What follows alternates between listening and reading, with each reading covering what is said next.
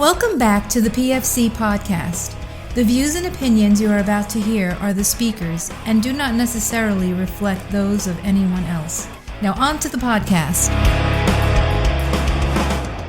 Welcome back to the PFC podcast. This is Dennis, and today I'm with Ian. How you doing, then? Good. Thanks for having me come on board. Well, I really appreciate it. It's been a hot minute since you were on last. Yeah, and you get the new soundtrack and the new video appearance, which is even better. Oh yeah, like we're definitely high speed right now. But if you wouldn't mind, would you mind doing just a real quick introduction of yourself? Yes, I'm Ian Wedmore, an emergency physician. I ran the Army's Wilderness Fellowship. I ran the Army's Diploma in Mountain Medicine program, and I'm still running the Diploma in Mountain Medicine program for DoD-affiliated entities. Still working at Madigan. I was in SOCOM with the JMU for 18 years during my military career. And I've stayed involved in teaching wilderness medicine, emergency medicine, prolonged field care, and tactical care.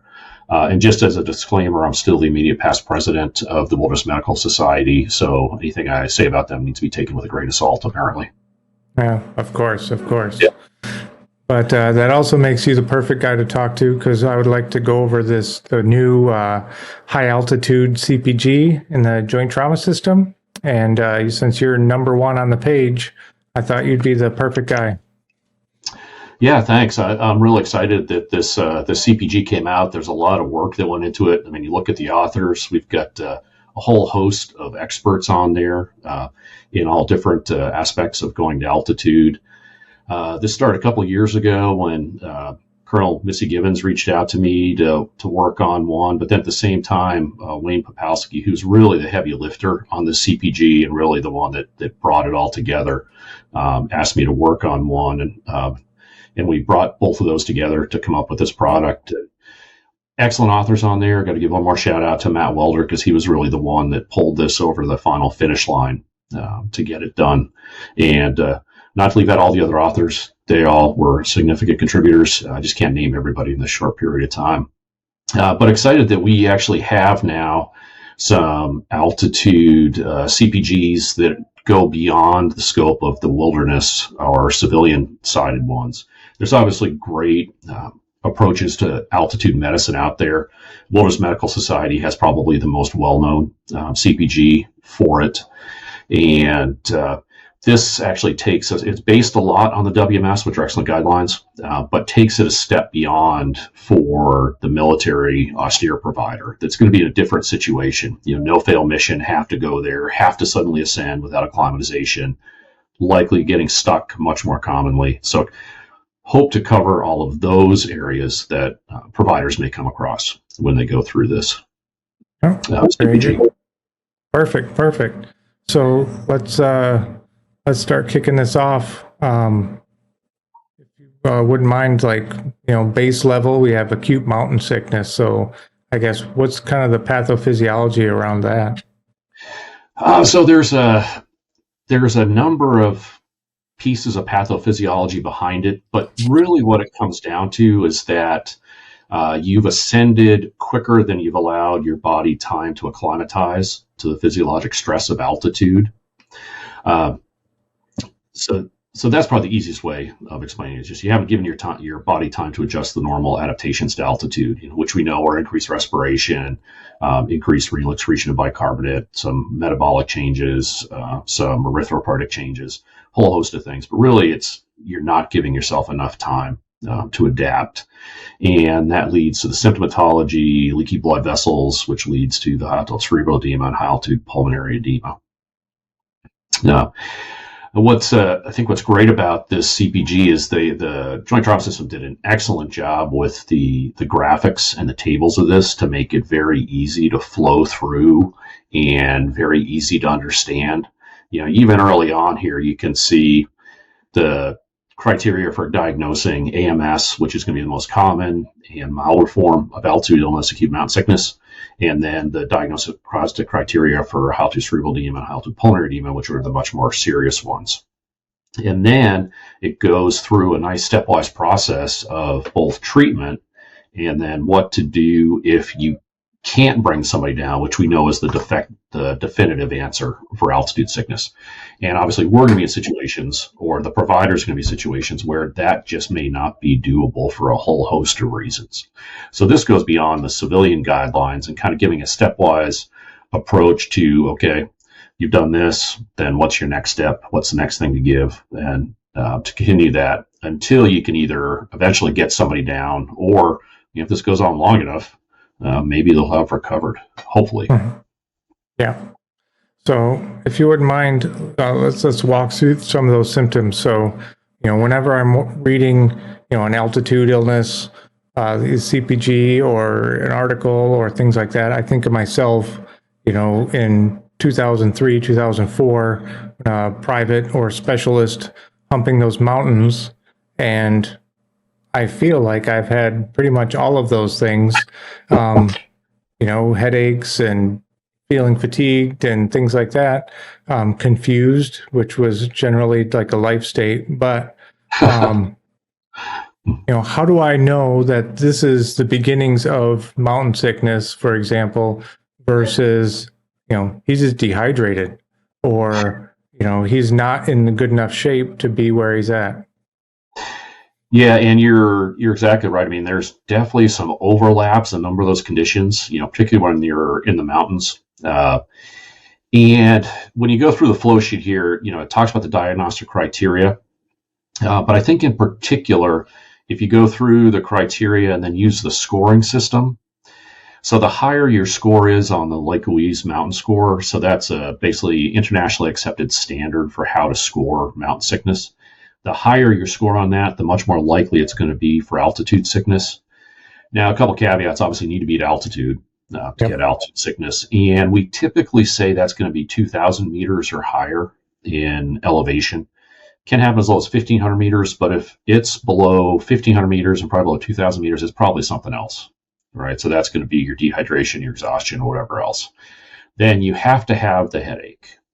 So if you have a whole bunch of other symptoms without much of a headache, it's not going to be AMS. Mm-hmm. Then after that, you have to have the headache and one of these other things. And if you go down to the end of the CPG, there's a flow chart that gives you a scoring of all these things.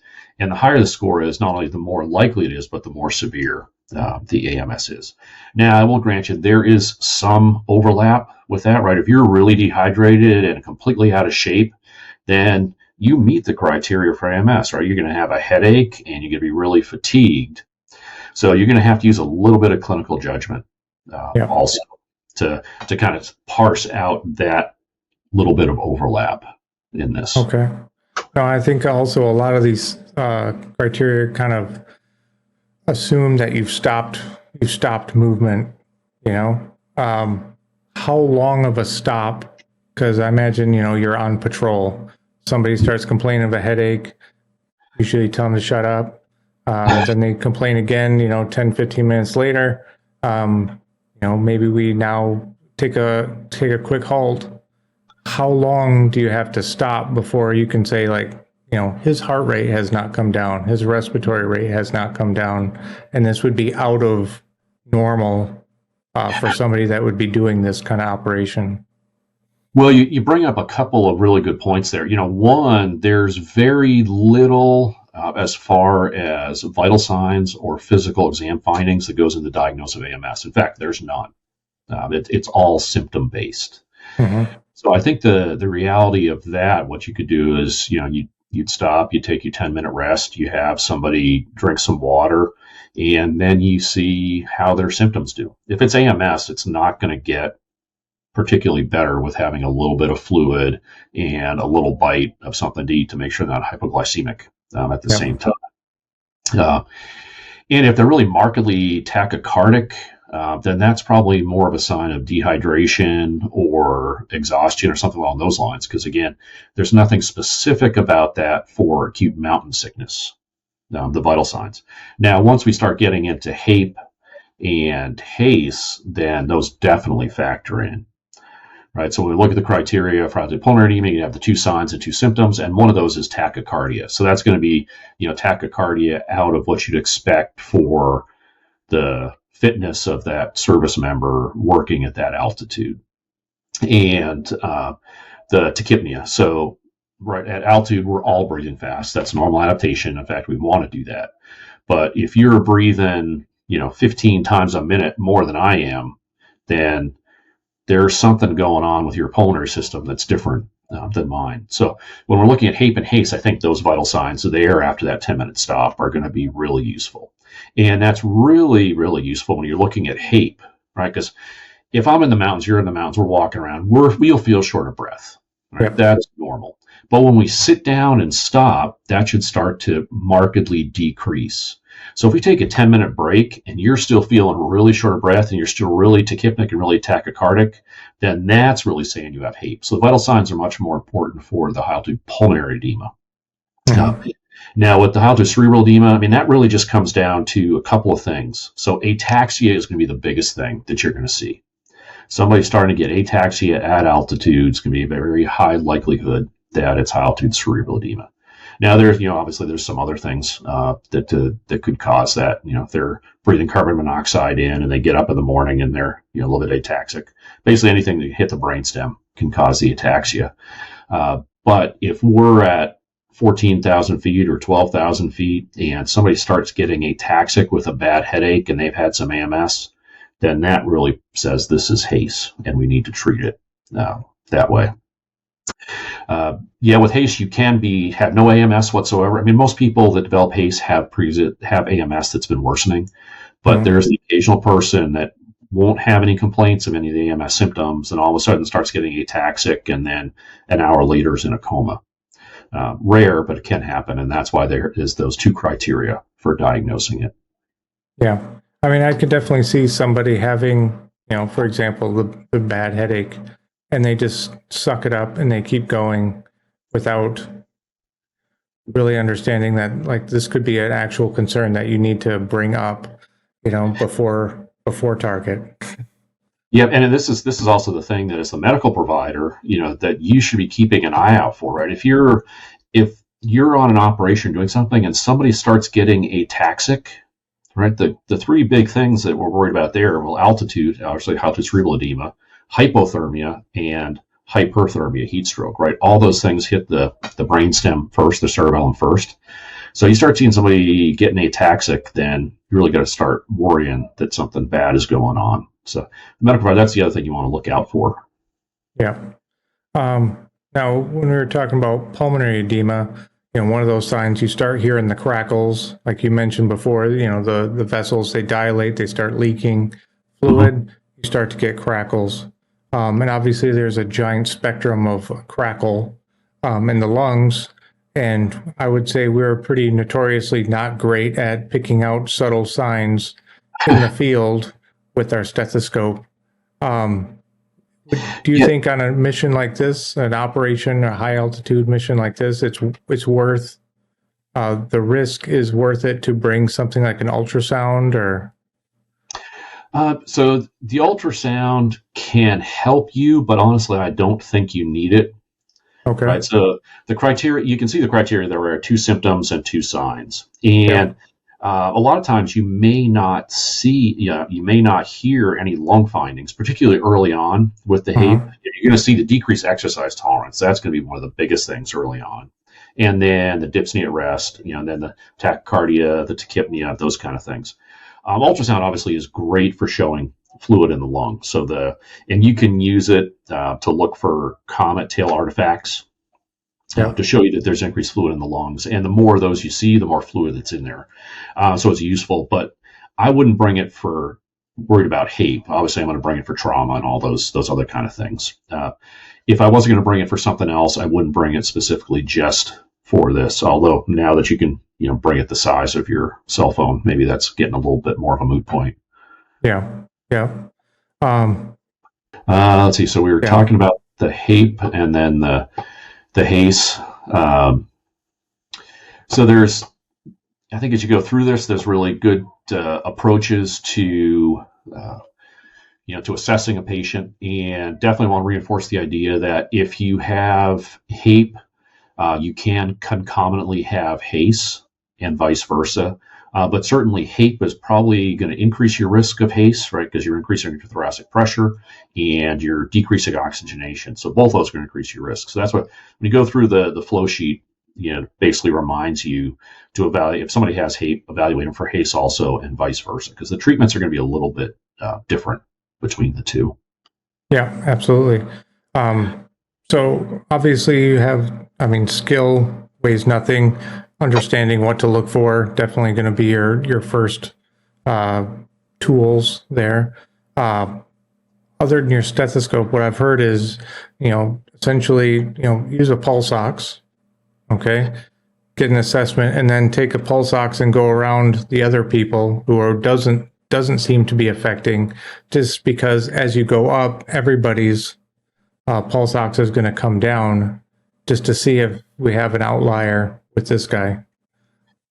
Yeah, exactly. Now, honestly, I don't necessarily always bring a stethoscope, right? Because I can hear as well with my ears as I can with the stethoscope. Okay. So that may not necessarily. I know it's kind of on the basic PFC list. You have a stethoscope, but if you don't, that's not the worst thing in the world. So the pulse ox, when everybody goes to altitude, everybody does the pulse ox challenge, right? Everybody's putting it on to see how they compare to everybody else. But if somebody is like 10 or more points below kind of what the average of the other party is, then that's concerning, right? There's going to be a little bit of variation, a couple points. But you start going 10 points lower and even more than that, the further you are from the baseline, the more I'm worried about HAPE. And that can be an early sign of it. One of the other things you can see with it is if you put the pulse ox on, you have people start walking or doing some exercise. If they desaturate with it, that's kind of even a little bit more concerning, because now they're reperfusing some of that lung that's hypoxic. Okay. Do you think the end tidal CO2 would also be helpful? It's not going to be as useful because you're hyperventilating already. So it's going to be low. You know what? If somebody's about to crump and their CO2 is coming up, maybe it's useful, but it won't be as useful as just the discrepancy in the oxygenation. In this case. Okay. What else we got? So there's some talk. There's talk about using the portable hyperbaric chambers, right? So there's a number of those out there. The not to endorse anyone. So the big three are the Gamal bag, the portable altitude chamber, the PAC, and the Certec bag, which is a European one. They're basically all the same. You put somebody in it, you pump it up, and it has the effect of dropping them several thousand feet. The higher you are, the more it drops them. So that's to use to try and stabilize somebody until you can get them down. When we're training with these, we'll use them at sea level here at JBLM, and we can take somebody from 200 feet above sea level and drop them down to minus 3,500 feet. Ooh, okay. So that's at sea level, and the higher you are, the more it's going to go. Like if you're at 14,000 feet, it'll drop you down about 7,000 feet effective. Okay. So they're very useful for stabilizing somebody. The issues are obviously once somebody is zipped in there, it's very hard to do anything else to them, and they weigh about 15 pounds, and they're fairly bulky. So that's the downside. That's kind of a mission consideration. Is that worth bringing because of the risk of you getting stuck and so forth? Yeah, absolutely. I would imagine not for like a normal patrol, but if you're going to be hanging out there for a while, it's definitely, I would imagine it'd be a lot more worth it. Yeah, exactly. Yeah, if you're going to be up high for a long period of time, then I think that's helpful. Some of the so other than I guess assessments, because I think they're fairly basic and they don't require a lot as far as tools. Most of it is visual and what you can sense with your hands. What about things like treatments? Obviously, about pre-treating, right? Before you go, but some of that requires knowledge that you're going to those places, for a few days, Yeah, and the kind of pre-mission planning discussion in the CPG kind of goes over a bunch of that. But certainly, even if so, the biggest drug out there for prophylaxis against AMS is acetazolamide, and that's talked about in depth there, and that's used worldwide. It's the number one drug, uh, and it helps your body to acclimatize. So that's what's great about it. Uh, you need about 8 hours after the first dose to start getting a reasonable effect from it. So the good news is, even if you suddenly have to get thrust to a high altitude, even if you can start it 8 hours ahead of time, you're still going to get some benefit Okay. from it. And certainly, a number of people are familiar with the pharmacologic rapid ascent protocols that have been used in the military for a little while. This goes over those again, and it bases it on how high you're going to go. So these are all rapid ascents, over 2,500 meters, more than 500 meters a night after that. And it'll break it down for you, is just acetazolamide enough, or we suddenly have to go up to 14,000 feet and we're unacclimatized, right? In that case, so 4,500 meters. So in that case, probably want to use acetazolamide and dexamethasone. And that's all covered in the pre-mission planning and the rapid ascent protocols. Okay. So, even after we've done our protocols, right, we've pushed out, we're still getting symptoms. Is it okay to continue dosing? It is with the acetazolamide. And in fact, the prophylaxis dose, the treatment dose are different. So certainly, if you're getting symptom, you get AMS, then basically essentially what you do is you'll just double your acetazolamide dose. Now, the dexamethasone gets a lot trickier with it. Taking a couple doses of Dex, if you have severe AMS, can make you feel really good and get rid of all those symptoms. But because it's also masking, and as soon as somebody comes off of it, they could rapidly crash and burn for that. That's why we say, if you're using dexamethasone for symptoms or treatment of AMS, they definitely should not be ascending until they've been off the Dex for 48 hours, right? And Okay. that's giving a conservative time frame in between, because the idea is, if we send that person up high, they are really at increased risk of developing HACE or severe illness, because we're basically masking their symptoms with Dex. Okay. So as far as pharmacologic treatments for HAPE, how fast should they be improving? So HAPE, if you can get them down and put them on oxygen, they'll improve, rapidly over the course of 12 hours to a day. And in fact, they could probably get to the point where they're off oxygen in just a day or two. On the civilian side, in fact, you'll see what happens at a lot of Colorado ski areas is somebody gets HAPE, it's relatively mild, they get sent back to their hotel room on an oxygen concentrator, and they're there for a couple days till they don't need any more. They can get up and walk around without any oxygen. And once you're asymptomatic off oxygen from HAPE, then you can go back up 3 days later. Okay. So it responds very quickly if you can get them down and put them on oxygen. Now, if you're stuck with them at altitude, that's going to prolong how long it's going to take them to get better. And if you don't have oxygen, right, they may not get better with just the pharmacologic therapy. Okay. Could they at least stabilize? That's one of those, depends on how sick they are, and just can't say, right? That's our hope. Our hope is to stabilize them and then bring them down as much as we can.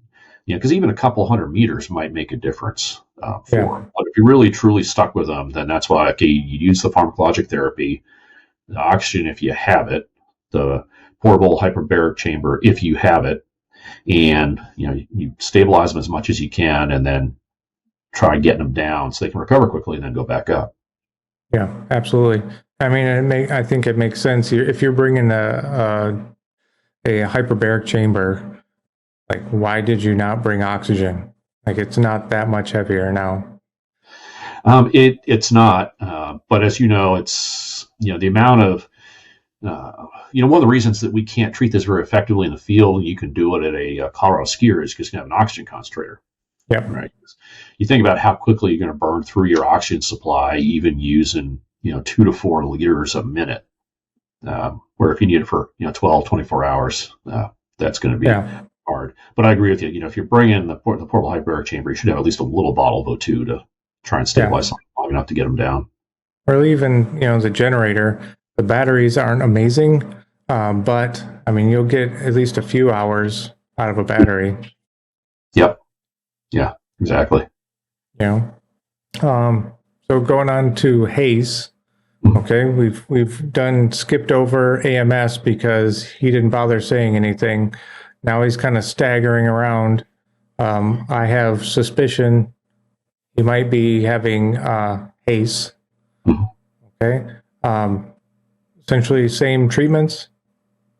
So this one's going to be different, right? So there's no, for HACE, if there's no concomitant HAPE, then there's no utility in nifedipine or the phosphodiesterase inhibitors, right? They don't help it at all. So here, our number one treatment is going to be dexamethasone. Does a number of things, but that's the number one treatment. Okay. And trying to get them down before they become comatose and have to be carried down. Okay. So, first step's going to be the dexamethasone. And if somebody's got HACE, I'm going to start them on it. They start getting ataxic, I'm going to start them on it so I can try and get them down. And if we're stuck with them at altitude, even more so. And keep dosing that and putting them in and out of the hyperbaric chamber. I know the question that you want to ask me is that, well, if they get really sick, how about hypertonic saline? Yes, I've been waiting. And so nobody's published any use of it for altitude. Theoretically, it would probably help. And talking to one of the altitude experts, he's actually put it into the protocols for their EMS at high altitude. So if somebody's in extremis, then certainly I would try it. We know it works for a whole host of different vasogenic edemas and high altitude cerebral edemas and other vasogenic edema. I think if somebody's in extremis, they're comatose, then by all means, it's worth trying. Now, if they're just got a bad headache and they're a little bit ataxic, I wouldn't give it at that point. Right. Right. And I would certainly only be using hypertonic saline. I'd probably steer away from mannitol. I know that's probably not, you're probably not going to ask that question, but at altitude, we expect that most people are volume down just because acclimatization brings you volume down. So the mannitol is going to make you even more volume down, whereas hypertonic saline is not as much of a risk. I mean, one, he's exercising. He's taking a diuretic with acetazolamide. I'm not sure the diuretic effects of dexamethasone, but taking a steroid can seem like it can dry you out. Probably not drinking lots of water to begin with, because he doesn't have lots of water. And now, you want to shrink his brain with mannitol. Probably not. And just if you're normally acclimatizing to altitude for those first couple months, you're increasing your urine output and you're dropping your plasma volume significantly. And that's just normal, right, for everybody. And it takes several months at altitude for that to get back to normal. So we expect people to be 10 to 15% down in their volume status just from acclimatization, for those first couple months there. So everything's making you dehydrate and volume down. Right. Now I understand, with HACE, he's getting effects of the brain. Now are the things we were worried about with dexamethasone kind of starts going out of the window because now his brain is starting to swell, right? Once you get HACE, then we're going to start big dose of dex, and we're going to keep giving you, so that's why we say the 8 milligrams. Honestly, I just tell everybody it kind of depends on the what you have. Like if you have the 10 milligram IV dosage, I just give them the whole 10. But to make it easy, we say 8 milligrams up front and then 4 milligrams every 6 hours. And you keep them on that until you get them down, and they're improving. Okay. What is the risk or what is the downside of using dexamethasone? A number of things. So it's certainly, it's going to increase your sugar. prolonged use, it makes you psychotic. It starts causing steroids at altitude start causing gastric erosions, gastric very quickly. But here we have somebody that has HACE, something that's going to kill them. So Yes. I'm not so worried about that. Adrenal suppression, that happens after about a week. Again, at this point, we're not using it for prophylaxis where we're worried about the side effects. This is treatment. So yeah I'm going to keep that treatment going until we can get them down. Okay. But, would it be safe to say not just hypertonic saline, but any of the other things that we would use for a TBI could apply? Well, you really kind of got to depend on which thing, you're... Right. Well, elevation, right? You're raising the head 30 degrees. So the 30%, definitely.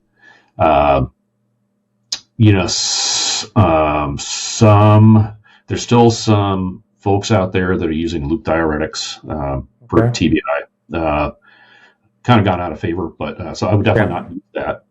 We've already talked about mannitol.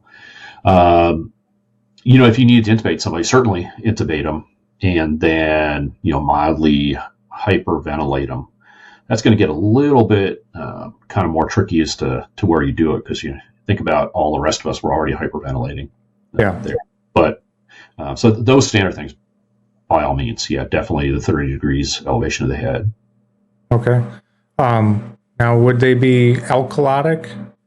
Now that they've been hyperventilating, are they generally the patients generally alkalotic, or are they still on the acidotic side?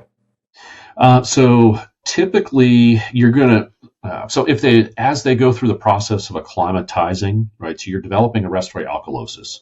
Yep. So that's normal, but fairly rapidly your body starts to secrete that bicarbonate to bring that back to normal. So really your pH should be in the normal range or close to the normal range with the acclimatization, right? It's not uncompensated when you go to altitude. If it was uncompensated, we wouldn't be able to keep hyperventilating and wouldn't be able to adapt to the altitude.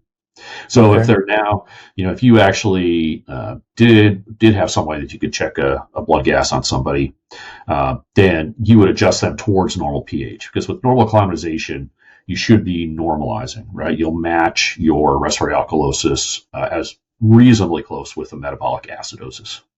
Okay.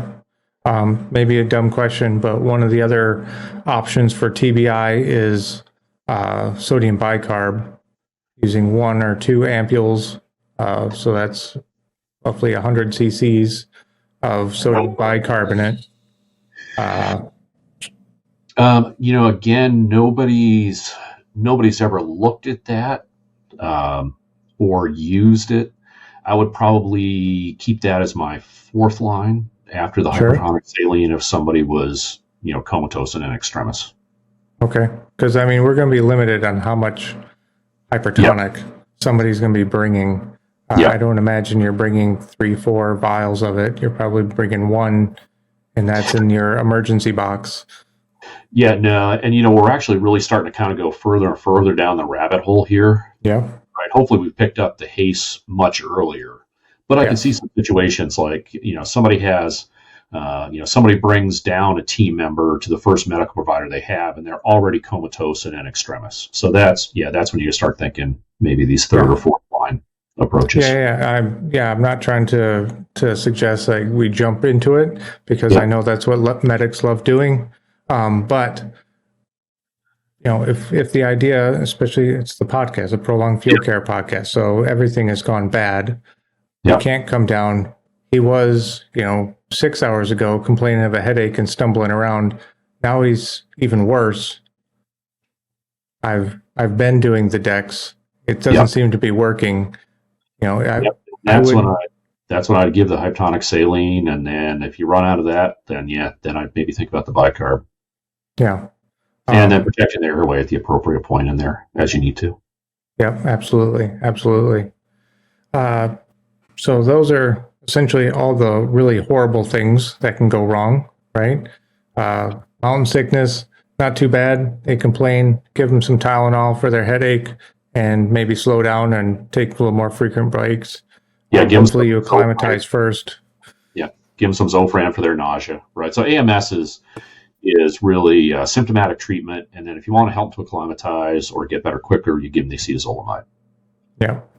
Probably should bring up the one thing that's usually a question with acetazolamide is, does it affect exercise capacity? Mm-hmm. So that's one of the debates that why a lot of operators don't want to take it. Because certainly at sea level, if you just go ahead and take Dex for no good reason whatsoever, it will decrease your exercise capacity a little bit. But at altitude, that really doesn't seem to be that much of an issue. And the best study to date on it through NATIC says that for the most part, it's not going to affect exercise capacity at altitude. Because all the other stuff that we have going on at altitude is kind of affecting it a little bit also. At altitude, it's not really an issue. For the vast majority of people, there's always going to be exceptions. Yes, of course. Yeah, there's always going to be the guy that blames, that's why I can't keep up. Yeah. But things obviously, they start getting worse. We have HAPE, we went through, HACE, we also went through. Obviously, it's better to get ahead of things before they start getting bad. So, we already mentioned, acetazolamide, potentially Dex if you have to rapid ascend, at least 8 hours notice. You can start that and actually have some beneficial effects. What other things can I do with the anticipation of, hey, I'm going to have to operate in this environment? Well, so there's discussion in there about pre-exposure prophylaxis, or intermittent hypoxic exposure. So basically putting yourself in hypoxic conditions for a number of days ahead of time. And again, NATIC's done a bunch of really good studies on that. If they put you in a chamber, bring you up to high elevation for 4 hours, for 5 days, for a couple weeks, if they suddenly then thrust you up to high elevation, you tend not to get sick and you tend to do very well. All of those take some time. And for the most part, it looks like it really needs to be hypobaric hypoxia. So actually have to be at altitude. So you hear people talking about, and some elite climbers and so forth, talking about sleeping in the oxygen tents at sea level. The literature right now on that is really only anecdotal. There's not great literature saying that you can do that. Now, the issue for operators is going to be, if I suddenly have a short notice mission, am I going to have 2 or 3 weeks to do intermittent hypoxic exposure before I go there? Well, probably not. Probably not. But whatever, the more you can get, the better it's going to be. The studies say it needs to be, a certain amount of hypoxic exposure over a couple of weeks, but, if you can get a couple days, it's not going to hurt. Okay. Is there anything I can do at sea level that doesn't involve a hyperbaric chamber? No. Just don't put the Bane mask doesn't work. Right? No? Just call it out. The Bane mask is of no use. Okay. Obviously, just good nutrition, hydration.